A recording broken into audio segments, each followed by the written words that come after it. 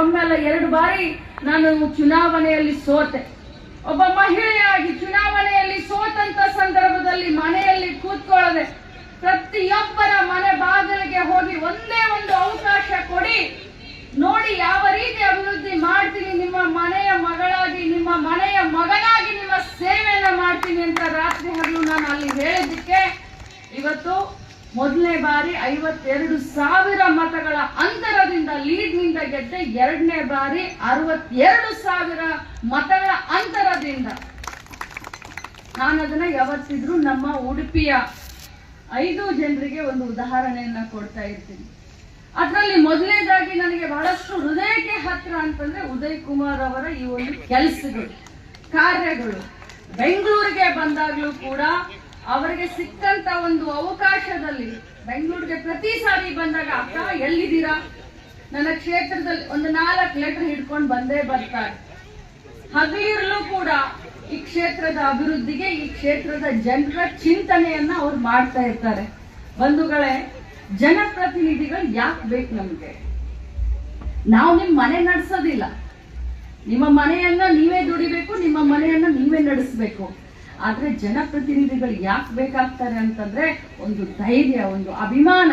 ಅನ್ನ ಅಂತ ಅಂದಾಗ ರಾತ್ರಿ 12 ಗಂಟೆ ತಮ್ಮ ಕಷ್ಟಕ್ಕೆ ಅಂತ ನಿಮ್ಮ ಮನೆ ಬಾಗಿಲುವರೆಗೂ ಓಡಿ ಬರುವಂತವ್ರು ಯಾರಾದ್ರೂ ಪ್ರಾಮಾಣಿಕವಾಗಿದ್ರೆ ಅದು ಉದಯ್ ಕುಮಾರ್ ಮೊಲಿಯಾಲ್ ಅವರು. ಇವತ್ತು ಕಾಂಗ್ರೆಸ್ ಪಕ್ಷ, ನನ್ನ ವಿಶೇಷವಾಗಿ ಬಹಳ ಸಂತೋಷ ನನಗೆ, ಕಾಂಗ್ರೆಸ್ ಕ್ರೀಡಾಕೂಟ ಅಂತ ಹೆಸರಿಟ್ಟಿದ್ದಾರೆ. ಬಹುಶಃ ರಾಜ್ಯದಲ್ಲಿನೇ ಪ್ರಥಮ ಬಾರಿಗೆ ಕಾಂಗ್ರೆಸ್ ಕ್ರೀಡಾಕೂಟ ಅನ್ನುವಂತ ವಿನೂತನವಾದಂತ ಹೆಸರನ್ನು ಅವರು ಇಟ್ಟಿದ್ದಾರೆ. ಇಲ್ಲಿವರೆಗೆ ಸಮಾಜದಲ್ಲಿ, ನಮ್ಮ ರಾಜ್ಯದಲ್ಲಿ, ನಮ್ಮ ದೇಶದಲ್ಲಿ ಯೋಜನೆಗಳು ಯಾವ್ದಾದ್ರೂ ಸರ್ಕಾರ, ಯಾರಾದ್ರೂ ಪಕ್ಷದವರು ಕೊಟ್ಟಿದ್ರೆ ಅದು ಕಾಂಗ್ರೆಸ್ ಪಕ್ಷ. ಇವತ್ತು ಹೊಸದಾಗಿ ಕಾಂಗ್ರೆಸ್ ಕ್ರೀಡಾಕೂಟವನ್ನ ನಾನು ಉದ್ಘಾಟನೆ ಮಾಡಿ ಬಹಳ ಸಂತೋಷ ಆಗಿದೆ. ಇದು ನನಗೂ ಕೂಡ ಪ್ರೇರಣೆ ಅಂತ ಹೇಳಲಿಕ್ಕೆ ಬಯಸ್ತೇನೆ. ಮುಂಬರುವಂತ ದಿನದಲ್ಲಿ ನನ್ನ ಕ್ಷೇತ್ರದಲ್ಲೂ ಕೂಡ ಉದಯನ ಹೇಳಲಿಕ್ಕೆ ಬಯಸ್ತೇನೆ. ಕಾಂಗ್ರೆಸ್ ಕ್ರೀಡಾಕೂಟ ಅಂತ ಬೆಳಗಾವಿ ಗ್ರಾಮದಲ್ಲೂ ಕೂಡ ನಾನು ಮಾಡ್ಲಿಕ್ಕೆ ನಾನು ವಿಚಾರವನ್ನ ಮಾಡ್ತೀನಿ. ಕ್ರೀಡೋತ್ಸವವನ್ನ ನೋಡಿ, ಎಷ್ಟೊಂದು ಅಭಿಮಾನಿಗಳು ಬಂದಿದ್ದೀರಾ. ರೈತರು, ಹುಲಿವೇಷ, ನಮ್ಮ ಸ್ಟೂಡೆಂಟ್ಗಳು ಬಂದಿದ್ದಾರೆ, ಯಂಗ್ಸ್ಟರ್ಸ್ ಗಳೆಲ್ಲ ಬಂದಿದ್ದಾರೆ, ನಮ್ಮ ಮಹಿಳಾ ಕಾಂಗ್ರೆಸ್ನವರು ಮಹಿಳೆಯರು ಬಂದಿದ್ದಾರೆ, ರೈತರು ಬಂದಿದ್ದಾರೆ, ಬೇರೆ ಬೇರೆ ಹಳ್ಳಿಗಳಿಂದ ಬಂದಿದ್ದೀರಾ. ತಮ್ಮ ಮುಖದಲ್ಲಿರುವಂತಹ ಕ್ರೀಡಾ ಮನೋಭಾವ, ಆ ಭಾವನೆಯನ್ನ ನೋಡಿದ್ರೆ ನಿಜವಾಗ್ಲೂ ನಾವೆಲ್ಲರೂ ಇವತ್ತು ಈ ಒಂದು ಆಧುನಿಕ ಯುಗದಲ್ಲಿ ನಮಗೆ ಏನ್ ಬೇಕಾಗಿದೆ ಅಂತಂದ್ರೆ ಮನಃಶಾಂತಿ ಬೇಕಾಗಿದೆ. ಇಂಥ ಕ್ರೀಡೋತ್ಸವಗಳನ್ನ ಮಾಡುವುದರ ಮುಖಾಂತರ ನಮಗೆ ಮನಸ್ಸಿಗೆ ಒಂದು ಶಾಂತಿ ಸಿಕ್ಕುತ್ತೆ ಅನ್ನುವಂತ ಭರವಸೆ ನನಗಿದೆ. ಅವರು ತಮ್ಮ ಭಾಷಣದಲ್ಲಿ ಬಹಳಷ್ಟು ಹೇಳಿ ನಮ್ಮ ಕ್ರೀಡಾಳುಗಳಿಗೆ, ಯಾಕಂದ್ರೆ ಹಳ್ಳಿಯಿಂದ ಬಂದಂತವರಿಗೆ ನಾವು ಪ್ರೋತ್ಸಾಹವನ್ನ ಕೊಡಬೇಕು. ನಾನು ಬರೀ ಕಾರ್ಕಳ ಕ್ಷೇತ್ರಕ್ಕೆ ಸೀಮಿತವಾಗಿದ್ದೀನಿ, ಇಷ್ಟೆಲ್ಲ ನಾನು ಯಾಕೆ ಖರ್ಚು ಮಾಡ್ತಾ ಇದ್ದೀನಿ ಅಂತಂದ್ರೆ ಅವರಿಗೆ ಪ್ರೋತ್ಸಾಹವನ್ನ ಕೊಡ್ಬೇಕನ್ನುವಂತ ಏಕೈಕ ಉದ್ದೇಶ.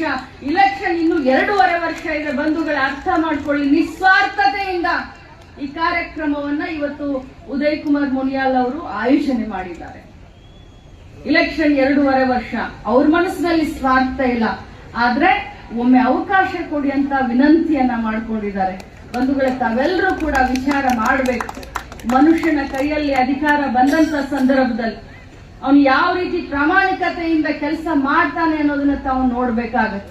ಅಧಿಕಾರ ಇಲ್ಲದಂತ ಸಂದರ್ಭದಲ್ಲಿ ಇಂಥ ಪ್ರಾಮಾಣಿಕವಾದಂತ ಪ್ರಯತ್ನವನ್ನ, ತಮ್ಮ ಮನಸ್ಸನ್ನ ಗೆಲ್ಲಬೇಕು, ತಮ್ಮ ವಿಶ್ವಾಸವನ್ನ ಉಳಿಸಿಕೊಳ್ಬೇಕು ಅಂತ ಪ್ರಾಮಾಣಿಕ ಪ್ರಯತ್ನವನ್ನ ಇವತ್ತು ಉದಯ್ ಅವರು ಮಾಡ್ತಾ ಇದ್ದಾರೆ.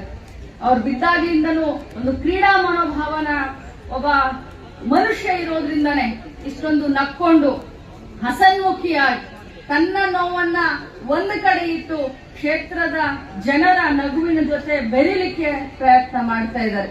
ಇವತ್ತು ನಾವು ವಿಶೇಷವಾಗಿ 3 ಮಕ್ಕಳನ್ನ ನಾವು ಸನ್ಮಾನ ಮಾಡಿದ್ವಿ. ಅದರಲ್ಲೂ ಶಗುನ್ ವರ್ಮಾ ಅನ್ನೋರ್ನ ಬಹಳ ಹೆಮ್ಮೆ ಅನ್ಸುತ್ತೆ. ನಮ್ಮ ಕಾರ್ಕಳ ಕ್ಷೇತ್ರದವರು ಅವರು ಅಂತ ಹೇಳಲಿಕ್ಕೆ ಬಹಳ ಹೆಮ್ಮೆ ಅನ್ಸುತ್ತೆ. ಅದೇ ರೀತಿ ಆಯುಷ್ ಅವ್ರನ್ನ, ಆಮೇಲೆ ಇನ್ನೊಂದು ದೀಕ್ಷಾ ಅನ್ನೋರ್ನ ನಿಜವಾಗ್ಲೂ ಬಹಳ ಹೆಮ್ಮೆಯಿಂದ ಅವ್ರನ್ನು ಕೂಡ ನಾವು ಇವತ್ತು ಇಲ್ಲಿ ಅವ್ರಿಗೆ ಸತ್ಕಾರವನ್ನ ಮಾಡಿದ್ವಿ.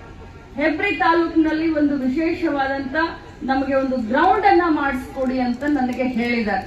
ನಾನು ಖಂಡಿತವಾಗ್ಲೂ ಮುಂಬರುವಂತ ದಿನದಲ್ಲಿ ಹೆಬ್ರಿ ತಾಲೂಕಿನಲ್ಲಿ ಆ ಅತ್ಯಂತ ಉನ್ನತ ಮಟ್ಟದ ಒಂದು ಗ್ರೌಂಡ್ ಅನ್ನ ಮಾಡಿಸ್ಲಿಕ್ಕೆ ಎಲ್ಲ ರೀತಿಯಾದಂತಹ ಸಹಕಾರವನ್ನ ಸರ್ಕಾರದೊಂದಿಗೆ ತಮಗೆ ಕೊಡ್ತೀವಿ ಅನ್ನುವಂತ ಮಾತನ್ನ ಹೇಳಿ ಆಯುಷ್ ಹಾಸ್ಪಿಟಲ್ ಬಗ್ಗೆ ಮಾತನಾಡಿದ್ದೀರಾ. ಮೋಸ್ಟ್ಲಿ ದಿನೇಶ್ ಗುಂಡೂರಾವ್ ಸರ್ ಕೂಡ ಇವತ್ತು ಬರ್ತಾರೆ. ಆ ಇಲಾಖೆಯ ಮಂತ್ರಿಗಳು ತಾವು ಕೂಡ ಅವರಿಗೆ ಒಂದು ಮನವಿಯನ್ನ ಕೊಡಿ. ನಾನು ಕೂಡ ಅತ್ಯಂತ ಜರೂರಿ ಈ ಒಂದು ಆಯುಷ್ ಆಸ್ಪತ್ರೆ ಇಲ್ಲಿ ಬೇಕು ಅಂತ ನಾನು ಕೂಡ ಅವರಿಗೆ ಮನವಿಯನ್ನ ಮಾಡ್ತೀನಿ. ಜೊತೆಯಲ್ಲಿ ಮುಂಬರುವಂತ 2027 ಜನವರಿನಲ್ಲಿ ಬರುವಂತ ಗೋಮಟೇಶ್ವರನ ಮಹಾಮಸ್ತ ಅಭಿಷೇಕ. ಸೊ ಅಂತ ಸಂದರ್ಭದಲ್ಲಿ ನಾವು ಕಾರ್ಕಳವನ್ನ ತಯಾರಿ ಮಾಡಬೇಕಾಗಿತ್ತು. ಸರ್ಕಾರದ ವತಿಯಿಂದ ಎಲ್ಲ ರೀತಿಯಾದಂತ ಸಹಕಾರವನ್ನ ಕೊಡ್ತೀವಿ ಅಂತ ಈ ವೇದಿಕೆಯ ಮೂಲಕ ಹೇಳಲಿಕ್ಕೆ ಬಯಸ್ತೇನೆ. ಉದಯನ ಅದ್ರ ಜೊತೆ ಇದು ಒಂದು ಪುಣ್ಯ ಭೂಮಿ, ಪರಶುರಾಮನ ಒಂದು ಪುಣ್ಯ ಸ್ಥಾನ. ಆ ಒಂದು ತಾವು ಹೇಳಿದ್ರಿ, ಬಹಳಷ್ಟು ದುಃಖದಿಂದ ಹೇಳಿದ್ರಿ, ಆ ಒಂದು ಕಪ್ಪು ಚುಕ್ಕೆ ಅಂತ ಹೇಳಿದ್ರಿ. ಅದು ತಮಗಷ್ಟೇ ಅಲ್ಲ, ನಮಗೆಲ್ಲರಿಗೂ ಕೂಡ ಒಂದು ಕಪ್ಪು ಚುಕ್ಕೆಯಾಗಿ ಕಾಡ್ತಾ ಇದೆ. ಮುಂಬರುವಂತ ದಿನದಲ್ಲಿ ಜಿಲ್ಲಾಡಳಿತದ ವತಿಯಿಂದ ಅಥವಾ ಸರ್ಕಾರದ ವತಿಯಿಂದ ಖಂಡಿತವಾಗ್ಲೂ ಪರಶುರಾಮನ ಮೂರ್ತಿಯನ್ನ ಪೂರ್ತಿ ಮಾಡಲಿಕ್ಕೆ ನಾವು ಕ್ರಮವನ್ನ ತೆಗೆದುಕೊಳ್ತೇವೆ.